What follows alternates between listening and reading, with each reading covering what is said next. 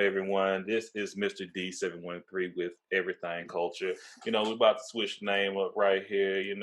I have a good friend, I would say, I've met that, Oh, I love the way she's rough. When I say rough, she will get in your ass if you slip up about something, if you're out of pocket, but we need more people in the world like that to hold each other accountable for things. But she's understanding, and I would say she's intelligent. But I would say all these positive things about her. She is with the Take Up Space podcast or Take Up mhm. Space pod, as well as Champions of Discourse. And she does these episodes and seasons with alternating guests, as well as with her family member, her sister, which I love so much. Kayla, correct? Yes. And we're going to get Kayla on the Makers of You in the future as well. But once again, I love the energy. I love the support.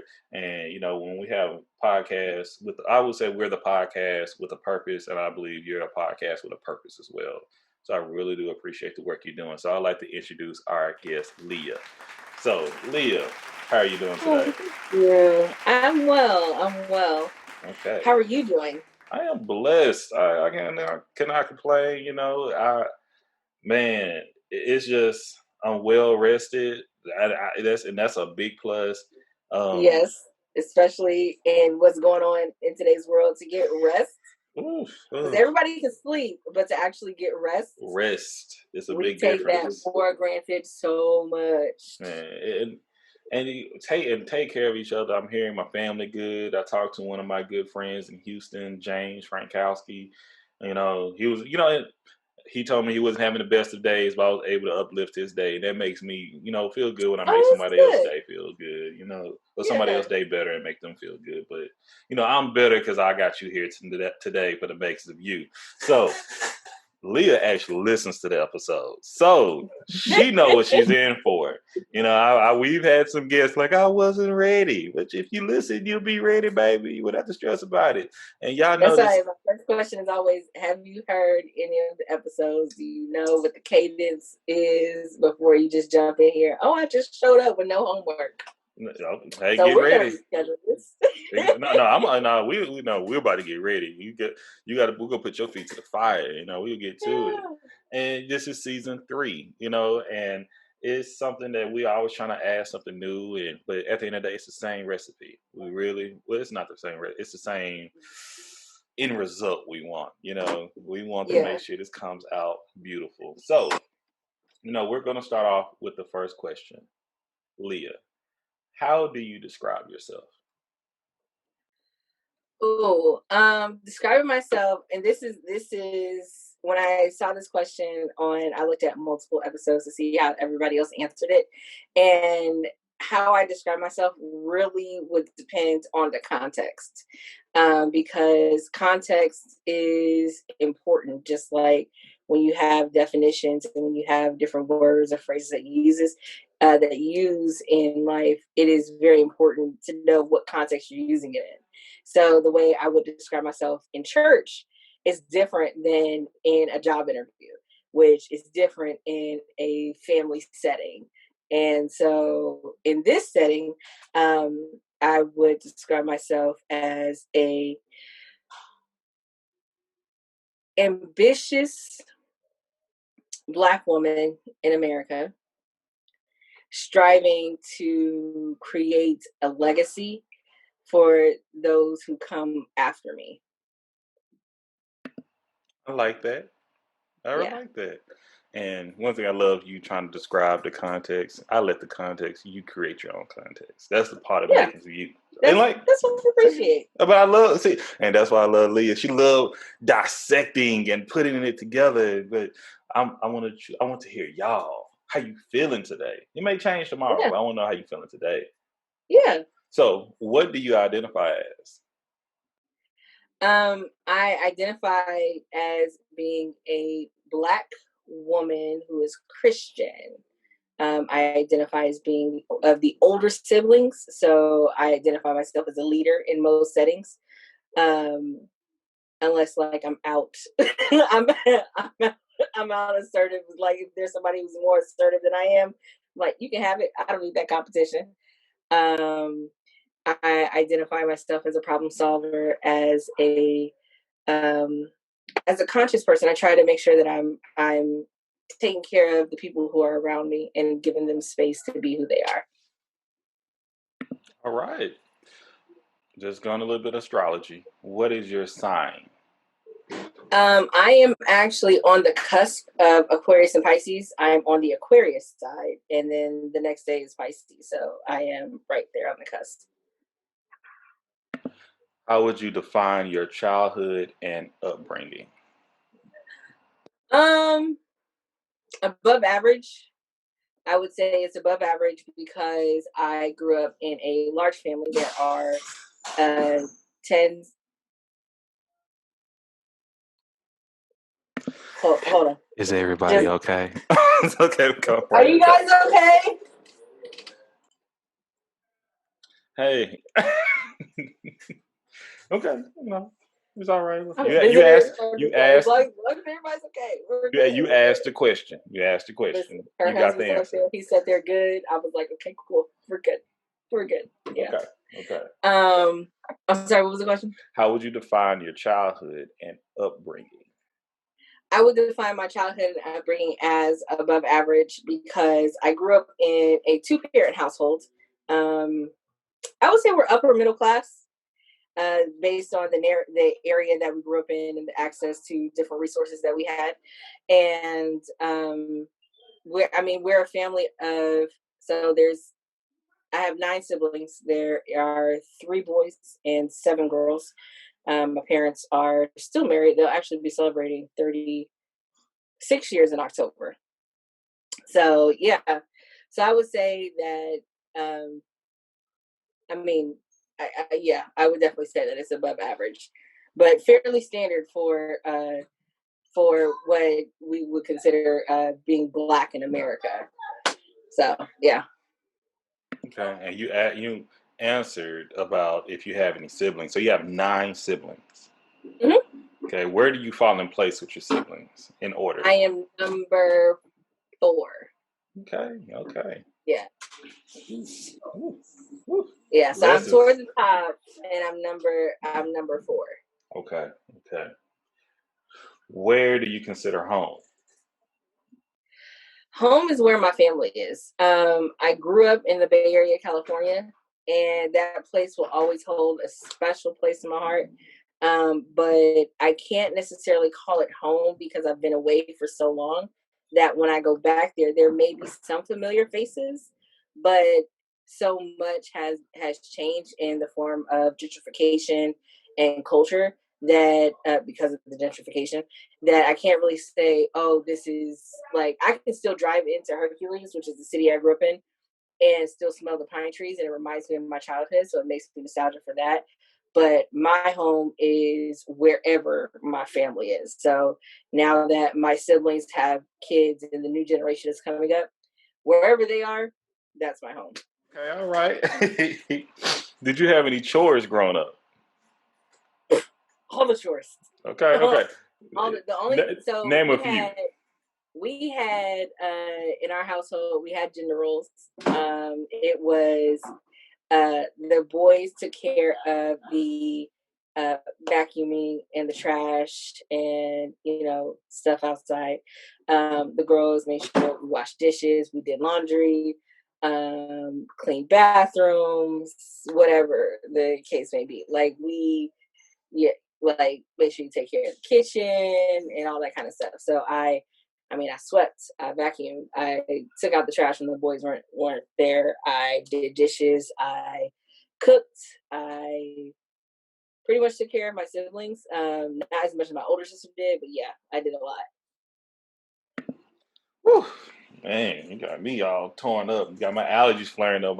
Did the boys mow the yard? They actually, I don't think so. Whew. Did Okay. they? Actually, I don't. I know that we had to, like, there was, so we had apple trees, plum trees, and stuff like that. So we had to go out like as a unit and pick up apples. But That's as far as, okay. no, we had a person who came to actually mow the yard. But raking and picking up apples definitely was us because our grandmother made apple pie. So yeah. Okay. The makers of Leah. Okay. Apple Pies by Granny.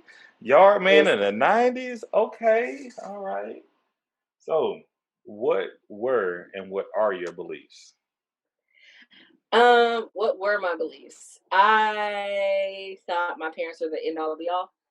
And so it was whatever they say goes. And so anything I wanted to ever succeed with in life, I felt like I needed to figure out what they wanted to know what I wanted. And so now, and then also like growing up Christian, I I I used to have the yes, Jesus loved me, this I know. But now I've like grown up to actually know him as my father, my comforter. I have a personal relationship with God. And even though I was baptized as a child, I feel like now I've grown into that relationship on my own without my parents. And so now it's more about what I want, regardless of how they feel about it, because I have to live my life. And so unfortunately they're not gonna be here forever. So I just gotta do whatever makes me happy. So I absolutely understand that. What was an impactful moment in your life? oh, there were so many impactful moments. I'm just gonna talk about recently because that is probably the thing that's hitting the hardest. The probably the most recent impactful moment was being a part of this group and being around, yes, and I'm gonna tell you why, because and I don't know if I should talk about it here. I don't know. We're gonna see how this goes, and I'll let you know if I'm willing to keep this part in. Okay, So, okay. You all know, right, we're so we're definitely gonna we're listening. gonna we're gonna talk Noted. this out because I feel like we're mature enough to have this conversation. All right. So the Are you reason like why, saying we, like you and I, or are you just talking about people in general? no, you and I. Go ahead. I'm So listening. being a part of this group challenged a lot of the beliefs that I had about myself because um, if you remember, when I initially joined this group, I was explaining how hard it was for me to actually find a group of Black people who actually would appreciate me for being me without saying that I need to listen to certain music, I need to be around certain people, I need to do certain things, to keep my Black card or get my Black card or whatever the case may be to be accepted by this group with this arbitrary checklist, right? But being a part of this group has challenged me in a lot of ways of okay, and I'm like, well, no, I haven't heard Outcast. Okay, and I haven't heard, I don't really care for Brandy that much. Okay, and without it being like an issue, oh, you're not this, you're not that. And I was like, I actually have the freedom to say these things without being ridiculed. Not even being judged, but being ridiculed for my choices and what I like and what I don't like. I have the freedom um to be free in sticking to my guns of what I like and what I don't like without the fear of being rejected. And I think that that fear of rejection kind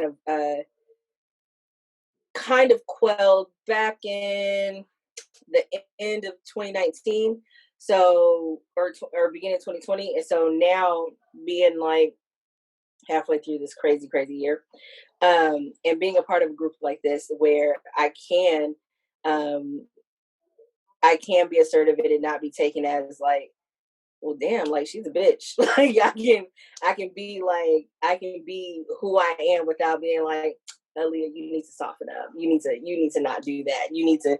We don't really take too kindly to doing that, or now I know why. Like, and it's just like I have that freedom, and then even within the group individually, each of you have challenged me in many different ways where you yourself you've challenged me to not just think about, yeah, like you challenged me because I never saw what I did because I love sociology, and because sociology really explains how a person became who they are based on the culture they came from.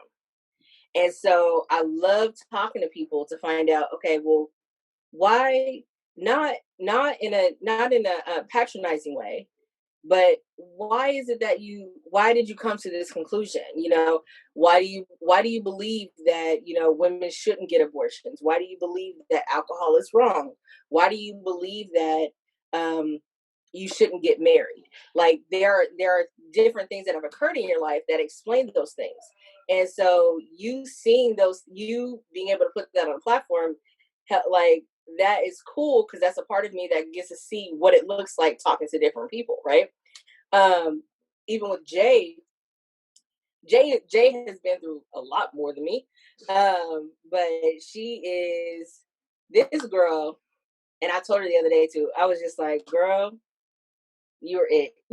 You're I'm not saying that you're perfect, but like you are a badass for real, where it's just like that's the kind of woman that I was like, man, because normally I never thought what would happen if I met a woman like her, where I would see her as competition or I would see her as a threat or anything like that. No, like I saw her and I was like, she's really doing it. I really want to big her up. I really want to support her and help her to go further or whatever it is, blah, blah. I may not have much to offer, but being able to befriend a woman like her really exposed a lot in myself, where initially I was like, man, I feel childish being a part of this group, like with a person like her there, because she's so grown at what she does and what she believes. But it's like, yeah, but she also has years on me. So she's not that much older, but by her having gone through the path that she's gone and me not even getting to, because I've never been married, don't have kids or anything like that. And she's been there. So I like really have to check myself, like, like being able to converse with her and talk with her about different topics is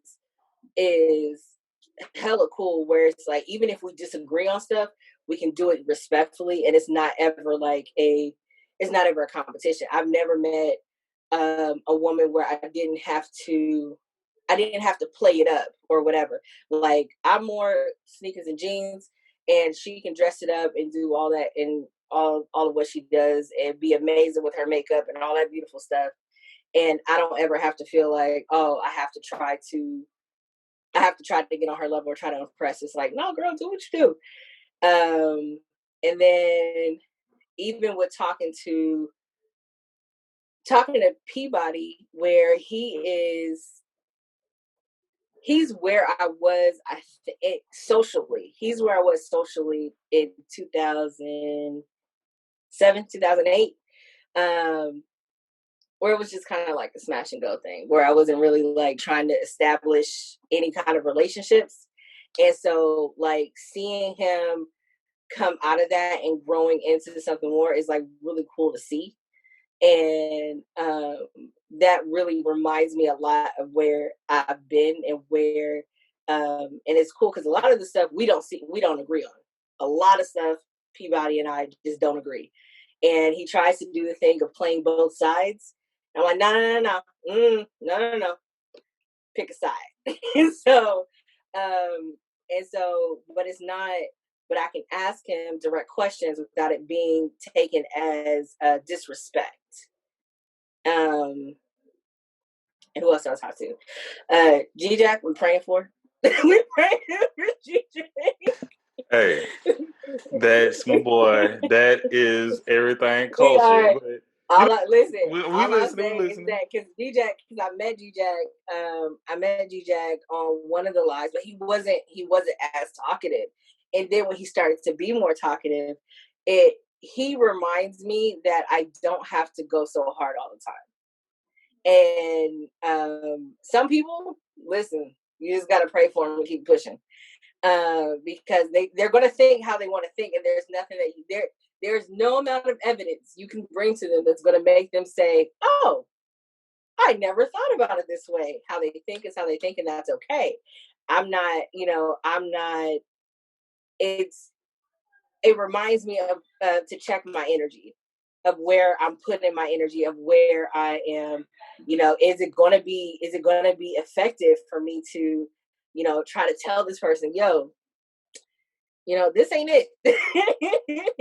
Am I gonna try to convince this grown person that what they're doing is wrong? It's like, no, I'm not going to convince them because they are grown. I can probably tell them my perspective and they can go do their own research and have a change of heart. But there's nothing in a 2-hour conversation that I'm going to be able to do to change. So that's what really, he really helps me in figuring that out. Then there's okay, who did I go through? Who else is there? Dawn. Dawn and I are very, very, very similar. Very similar Yeah, in people, lots of ways. y'all try to gang up on me about shit. It's great effort. It'd be great effort. I would tell you that. Yeah, Dawn. I would just go ahead. But go ahead. It's making some Leah. Go ahead. Dawn is very I don't want to say Dawn is me if I was shy. And so she has her moments where she can be the loud one and she can try to get the party started. But as far as the assertiveness, that's where that's more me. And so we've gone through very similar things, and we've talked about how they've helped us to come where we are, and we think very similarly. And so I think that it's cool to see that, hey, I'm not at the same place. I'm not at this place by myself. Like, I have actually somebody who I can kind of bounce off of. Then there's Mike, who I told Mike straight up. I was just like, so listen, sir, how do you say that you're an introvert? I don't understand. I don't understand how you're an introvert, because the amount of talking you do when we are on this, but I told him, I was like, listen, you are articulate, you think through the problems, you're not trying to convince anybody otherwise, you're just stating your claim, and you can think however you want to think. And I'm like, that's hella attractive. That's really what being able to have that understanding without being bombarded with other people telling you that you're wrong. That's what a lot of people appreciate. That's the kind of energy that people gravitate toward. And so I was like, so that's really dope. So even though him and I can disagree on the nuances of things, I think that us being able to talk out our points, even when you two go at it, it's like being able to, yeah, being able to talk those things out without it turning into disrespect. That is something that is rarely seen, especially in today's world, especially amongst Black people, because we've seen everything that's disagreed is a disrespect. But disagreement does not always equal disrespect. It just means we have two different perspectives. Same goal, different ways to get there. Doesn't mean that one way is wrong or one way is right. It just depends on what you're willing to give up, and that means to an end. Absolutely agree, and that's why I say we can go back and forth on it, Mike and I. Once again, I'm probably this is the makings of you, but this is a lot of conversation about making. If all of this making it up, this is some good stuff for the episode as well. But yeah, we can keep it right here if you like it, if you'll like it. But okay. man, I would say but I'm just gonna say this one part, and we're gonna continue because this is the makings of you. Everything you're saying about Mike, that's G Jack's point of view. That's what he try to portray. He doesn't try to tell people what to do. He just say his perspective. And you can think the way you think. You should let me think the way I think. So he feels like he's being attacked every time he says something because it was like you're dead ass wrong for it. So he does take in and me, trust me, y'all think y'all hard on him. Please believe it. He gets this shit way before he even come on. This is one of the reasons we started Makings of You, because not the Makings of You, but Everything Culture, is because, man, me and him every morning, my wife was like, I heard you going back and forth with Gig this morning. It's like, and the reason I'll go back and forth with him because I love him. If I didn't love him, I'm like, I don't give a fuck about what you think. Whatever. I state this, okay, you crazy, keep going. But I always try to explain the error in our ways. But I do understand his perspective. Even though he feels like we don't, I'm like, I absolutely understand your perspective. I just absolutely disagree with it. But that's what I'll be trying to tell them. But that's where it is. A lot of people think that disagreement is disrespect or misunderstanding, and it's not. It's not that I misunderstand you. I understand. Correct. It's because I understand what you're saying. Correct. That I'm disagreeing with you. Absolutely. Because That's all I try to. Because every time G-Jack and I go back and forth, I just like my first thing is let's get an understanding. I just want some clarity. Let me ask you this so that I make sure I understand. Right. Is this what you're saying? If it's not, please clear it up for me or help me to understand what you're saying, where you're coming from. And then let me tell you why, not why you're wrong, but what my perspective is. Correct. Because by and large, even when we're talking about the Kanye West, Candace Owens thing and the Hodge twins, where we're just like, look, the discourse is dangerous. He's like, but we should cape for Kanye. Okay, you can't say these things and not say why. So the difference between D-Jack and Mike is that Mike will actually back up what he's saying, even if the facts are not as strong. He'll back up what he's saying. And that's why I go back and forth. And that's the same thing. I go back and forth with G-Jack. I go back and forth with Mike because the facts are not strong. I try to base my conversation off actual facts, and I'm like, I can't argue with that. And I'm like, okay, let's see how things take us. It's really important. I think that if you're going to stand on something, especially if you're making a bold statement, have a reason as to why, even if it's flimsy. I let people, because what happens is, and this is why racism doesn't work against context. When you say, well, I hate this group of people. Why do you hate this group of people? Why do you choose to oppress this group of people? Oh, because this is what I was taught. But why do you think you were taught this? Because they did it the generation before. Well, why did they do it? Because they did it before. Okay, but if you don't have where did it come from? What's the foundation of it? And once again, and that's why the mantra, the motto of this show, it comes from, or it's not the motto, but the mission is to get to know other cultures, backgrounds, and traditions because of Martin Luther King. It based off fear. Because people, and it based off fear because people don't know. When people don't know something, they become they're in fear of it. Because I don't understand it. It's we have words like weird. Oh, what the fuck is that? It's weird, it's strange, it's different, it's this and that. And instead of just getting to understand it, we are going to be dismissive of it, and we're going to speak negatively of it. So that's how many people operate. And once again, I'm trying to be.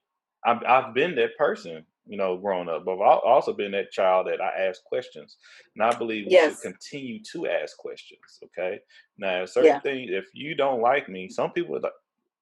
And these are other conversations, once again, and y'all get on me all the time about, because and I intend to have all these conversations on the show because it's so many ways to go. It's a culture of way of people thinking.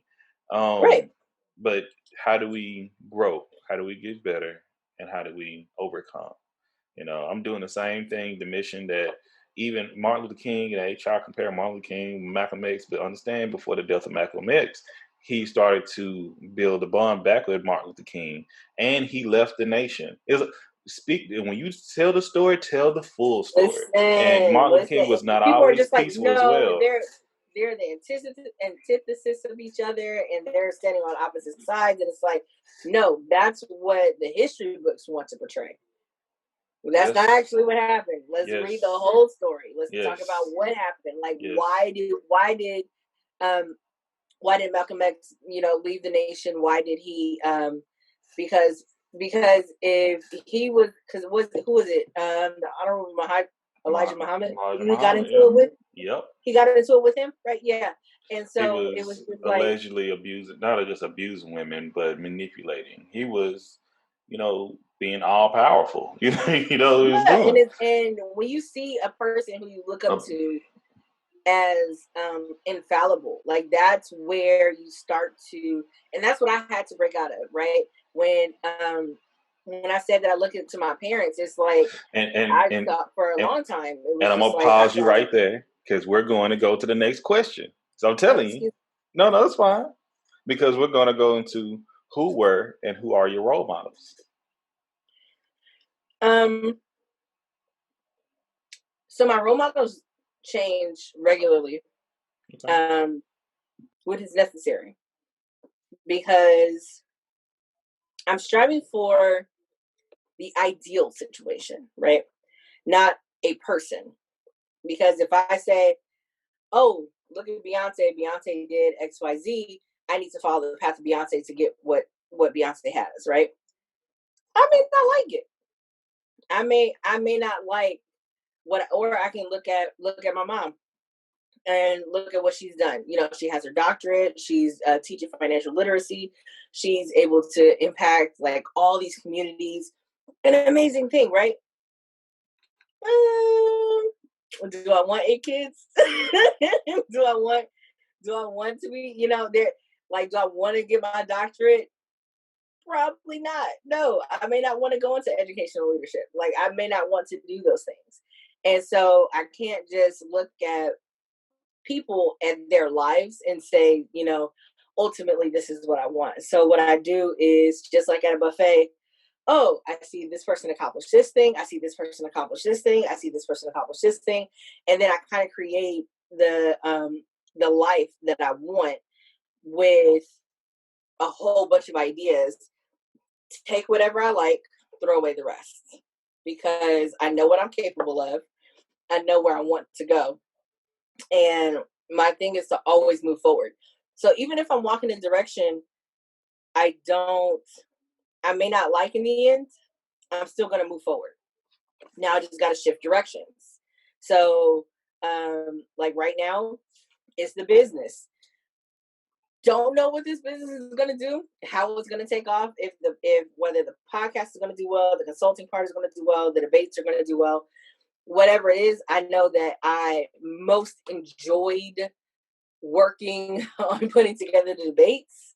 I mean, when I tell you I was kid in a candy store happy, like I told my sister like the night before, I feel like I'm getting married tomorrow, or I feel like I just won the lottery. Like that excitement that's embodied on so many shows, like that's the excitement I had for doing the debates. And I was like, if I can just get paid for doing this thing, that's what I want to do. So my my role model really is looking at the ideal version of myself, the ideal version of where I want to be. And it's flexible enough to change from season to season, still going forward, because that's the goal, to keep moving forward. I don't want to be in the same place a year from now. I don't want to be in the same place 5 years from now, where it's like I look at all these people, I've visited all these places, lived in all these places, and I see people who are just like, yeah, I've been doing the same thing for the last 7 years. And that's okay for some people. Me, nah, that's not. Especially if I'm punching the clock, it's not what I want to do. That's not where I want to be. And so, since I'm single, since I have this flexibility, let me just go off and be free to do what I want to do. Live your life. And I see what Yeah, you did there. Your role model is the future you. I see yeah, what you did there. I like that. I like that. We will get into that later. Okay. yeah. So, next question. How do you define joy? Oh man, joy is especially now. It can be hard to attain, but joy is this unwavering feeling of peace. It is because joy can joy has been defined as the ultimate happiness, but that's not. Happiness is fleeting. Happiness is a choice. You have to choose to be um happy in whatever situation. But joy is undeniable. Joy is unshakable. Joy is overwhelming. And it's almost inexplicable. Like you can point to a thing or point to a situation, or like even when I talked about the debates previously, I was joyful. Like, yo, I get to do what I love My friends are coming through. I don't have any money to pay these people. I don't even have merch to give them, but they're just coming through on the strength that they want to support me. You know what I'm saying? Like having my friends and family come through to do something that they may not have any knowledge of. They probably seen me or heard me do it before, but on the strength that they want to support me and they love me. Um, People like you come through and I get to play. Like that's what it is. Like I get to play. You're on mute. I know I'm on mute. I usually try to let Oh, you, but I did. I loved it. I highly enjoyed it. I really do. I was like, because I love being a judge. You know, that's my thing. When I'm at people, my opinion matter. You know, and I'm yeah. really taking it in. That was a joyful moment for me as well. So I'm glad we all shared that. All right. What are some privileges that you benefit from? Ooh. I have a job that is a privilege. I work in the financial sector, which having background in finance and being able to, even though numerically dyslexic slightly, because I can't. It's the numbers always gets me every time. I have to repeat it 4 or 5 times. I may say it incorrectly, but in my mind, I know the order is supposed to go in.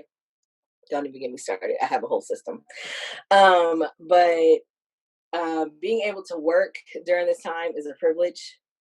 Coming from a two-parent household is a privilege. So I don't have to. Um, I just thought about this. I'm sorry. I'm going on a tangent. Okay. It's a privilege to come from a two-parent household, um, especially one where no matter how they, no matter what went down, they were a team.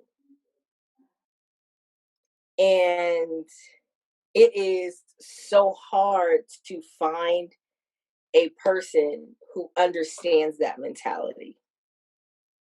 And so because it's I didn't recognize this as a privilege until I was watching another episode and then we talked about it in a live and I was just like, no, it isn't. Like being upper middle class, privilege, but having both parents and my siblings under the same roof is a privilege. Like being able to knowing who all my siblings are is a privilege. Being able to see my nieces or nephews is a privilege. Being able to afford my own place is a privilege. There are so many privileges that I have that I mean, and we could talk about like so many other things, but I think that there are some privileges that comes with being a woman. Um, some of them are patronizing privileges, but privileges nonetheless. But I think that it is hard to find another person who understands the importance of family, especially in today's world. Because it's like, oh, I'm gonna just go ahead and do what makes me feel good. But okay, after you leave, are you just gonna be gone? Or are you gonna build a legacy? If you're not worried about legacy building, then have your fun, but that's not what you're gonna get here. So, um, and then I have the privilege of being in sound mind and being able to work on my mental health with a therapist or by myself, and being able to know how to reparent myself so that I can start to do the work of not even start to, but like finish the work of detaching myself from the idea that I had that my parents would have of me or what my family would have of me so that I can stand on my own too. Because for a lot of it, I was just like, I'm still like, I still wanted to be a kid. I really did. I still wanted to be a kid. And so, like, I have the privilege and space now being single instead of being thrusted into a relationship, being single, working on growing, really growing up and really taking on um, more of an adult role in my life. So yeah. Thank you. I was like, that was one of the most mature and overall encompassing responses to that question that I've had. Thank you for sharing. That's why I like. Okay. Once again, I don't like talking a lot on the making of you. I said it time and time again. Okay. It's okay. Listen, we're having a conversation. It's okay. That's what I know. That's what it's about. But I'll make sure it's about you. And next question: Okay. how were you disciplined growing up? Oh, so listen. When I tell you, I put my parents through some stuff. Yo, I put my parents through some stuff. Um, and one of the okay, coming up, we got whoopings. Um, we got punishment or restrictions. I don't think we ever been put in timeout. We had like things like phones and stuff taken away. Um, but it's crazy because one of the things that I felt I would have actually got it for, my parents did. I didn't get whooped for it, but they did. They like gave. It wasn't even that they stopped talking to me. It was just that um, their conversations were very short, and that disappointment like burned in me. But it was because I forged my report card, and so I forged my report card, and like I think that one stands out above all the other punishments I could have ever had because the disappointment, like, okay, Hold on. Did you say I don't disappointment? Was that a new word right no there? disappointment. Oh, I thought you said they were distant and disappointed. I thought that's something your little mashup. They were okay. So here's, I think they were equally as because the report card, the forgery looked great. Like if I do say so myself, it looked very close to the real thing. What grade? Um, sophomore, junior year, something like that. And so I didn't think like how far this would go. I just was like, I knew my grades were bad, and so I didn't want to have to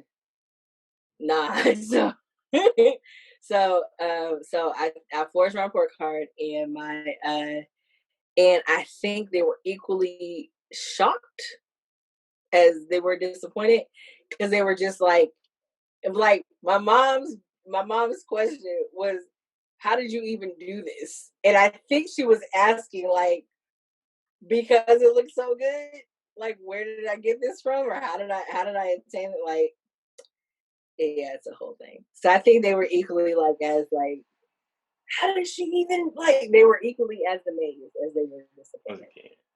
I'm not outwardly judging you. I'm just laughing at you right now because hey, you made it through it. You made it through it. I did, but that was a cold ride home. Oh, it was cold. It was What this kind of frosty. go into our new question. Then this is not only our next question, but a new question that you actually heard recently. If you could start over in life, Mm-hmm. would you? What No, reset button? Okay, no. I would. I don't think that I would start over because I think that I finally reached a point where I am satisfied. Not just satisfied, but I'm content Mm-hmm. and excited for the future. Like there's so many more things that are coming that starting over, like, ugh, who's the like, even if I was reborn, I don't want to go through all that. Like, no, I don't want to go. Like, no, I don't want to go through any of that again. I don't want to go through that. Like, I needed that awkward phase of what did I want to do, and the time in college, the time in high school, the arguments, the makeups, the breakups, the relationships. I needed all of that, and so Yeah. going through all that stuff again, no. Yeah. Okay. What is a quote that you live by? So, like the ideals that I seemingly chase, my quotes change from time to time. And they really change when I have like different conversations with people, and I get more sure about where it is I want to go, what it is I want to do, and depending on what I'm focusing on at that in that season. Um,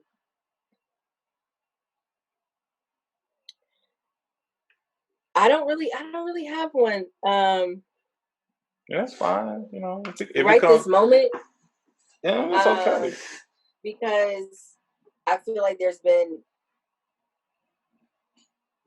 so many changes, and the probably the closest one that I would have to a quote right now would be, and I forget who says it, but the essentially the thing. Well, so there's two things. Um, if you're not growing, you're dying, and I would rather go through the pain of growth than to slowly wither away. That is equally as painful, and there's no payoff to it. Um, the the next quote, the next quote is not a quote. It's a story of the Telltale Heart, and I think it's Edgar Allan Poe, where it reminds me that it's not worth it to lie. It's always going to be more beneficial to just be honest the first time. And so I mean, since high school, I think I used I've to been like love that's Edgar something Allan that's Poe. always like. Can you imagine that? Like That well, it burning. was under the floor, right? Yeah, And because that he consistent. killed the guy, buried them in the floor. He was like he could hear the heart beating, and it's just like, and it was driving him crazy where he just like told on himself, and it's just like, Killed him. like yeah, I would rather just be honest and forward, even if it hurts a little bit. Like I may not always have a spoonful of sugar for you, but you're gonna know where I stand at the end of the day. So, okay. Next question. Last meal. What will it be, and who will prepare it? So my sister, who is a chef, would definitely be cooking it. My last meal would, at this point in my life, if my last meal was tomorrow, um, she would definitely make. It's a Mediterranean dish of braised lamb and grilled chicken with saffron white rice and probably some. It's like a three green lettuce meal. Lettuce, greens at the bottom, like mixed greens, with like lettuce and maybe like not arugula because arugula sucks. But but like romaine lettuce, cabbage, and bean sprouts with pita chips. Yeah. Roasted red peppers and some tomatoes, like cherry tomatoes, with some feta and tzatziki sauce with some red pepper sauce. That's what I was waiting on. The sauce. Because with that Yeah, braised lamb, you got that little sauce. It's this little green sauce. yeah, Gosh. People missing out in yeah. life. Okay. Sis would create that. Okay. Hmm. What is your favorite holiday? Um,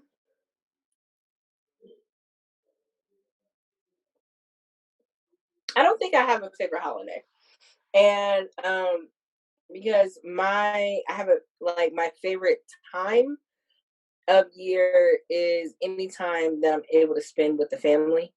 Um, so even if it's on like a random weekend in March or coming down in June or something like that, random time in September or whatever. It's that's any time that I'm able to spend with my siblings, my family, especially with the new generation. I don't really like the commercialism of holidays, and so yeah, it's more important to me. And I said, and it's funny because I was talking to my siblings about this. If you have to wait to see me during a holiday, we don't have that, but we don't have the better of relationships. We don't. We don't. If you are waiting to see me, oh, we have to spend Thanksgiving together, or we have to spend Christmas together. Like, I understand that because of the time off, but if you can't make time to see me on a random Tuesday or whatever, then seeing me during the holidays isn't going to make much difference to me. The reason why I have such a better relationship with the people who I see randomly throughout the year, not randomly because we plan it out, but instead of seeing them just on holidays, the reason why we have such a good relationship is because we don't have to have a reason.